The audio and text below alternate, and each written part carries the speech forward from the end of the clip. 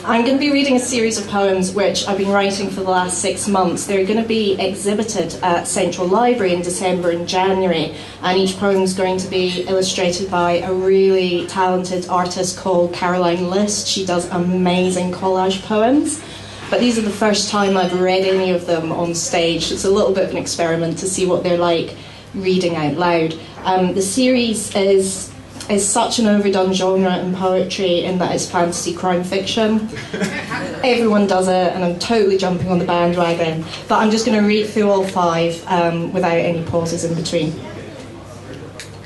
Creation. Ing touches the water that covers the earth. So starts life. In the boiling ocean, vomited from volcanic vents, floats on the water with algae bloom, laps up upon the grainy shore, plants each pad and heaves to the forest, rolls and buries itself in the friable earth, nestles with small seeds, soaks in the smooth, oozing mud, twists to union with roots transparent, young and snappable in their urgent stretching for water until they thicken, slow, grow fibrous and tough. Up it runs the supporting trunk, climbs to the canopy, squawks among the birds, catches hold of the poster paint tails and lifts to the sky to lick lava from the rims of volcanoes. With wind rushing on its face, then down it drifts, cushioned by air, and settles beside you to ask, why is your heart so shriveled with fright? Why so scared? Come, it says, come and I will show you everything. Do not be afraid. You need not be afraid. Ingling's last visit. Feet sinking into sand, Ingling brought gifts for each body, a heart to fill the pulsing gap. He wrapped them safe since their creation, furrowing at their negotiation of brimming feelings. He left them robot without an organ to complete their circuits. Now bubbling with excitement to see each creation complete, he offers each supplicant the flesh of their own flesh. He sees hearts snatched, poked, prodded, nails ran over tissue, causing rents which do not heal, becoming green with pus. Others did not collect. They withered to walnuts, parched past cracking, dying in the sun. Arced through the air, where they landed, they grew moss, dammed gutters, shored trash. Few kept them protected, precious, nourished.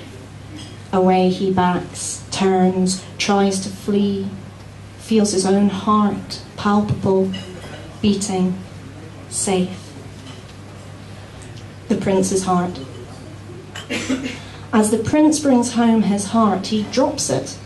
It rolls, it's punctured. He picks it up, not brushing off the grit, leaves, or trying to tweeze out tigs. He secrets it back, nests it in the dark. As it heals, the twigs become struts of chambers, leaves encase aorta. In the years of darkness it shrinks, becomes misshapen, missing the best of its beats. It thinks of daylight. It worries it might burn. Sumara's heart. While Sumara muled, her heart was curated in an ornate box, placed on the top shelf, covered by dust. When searching fingers found a lock but left a trail, she was married. Her husband dug a hole, wrapped it in a seal skin, left it in the cold. The Book of Antonyms. The gathering sat for days, quietly, waiting for the translation to be read aloud.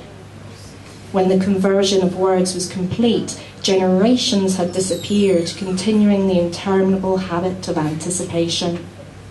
Whole families were conceived, flourished, and died, supplicating twice daily for it, and 4 times on the Sabbath.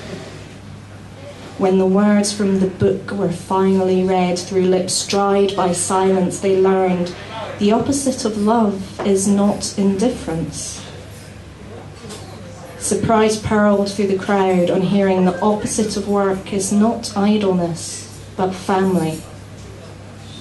All inhaled as it was preached. The opposite of art is not, as they assumed, science, but death. After another pause, the nation split. Some cried foul and heretic, others war. Few urged peace. Thank you very much.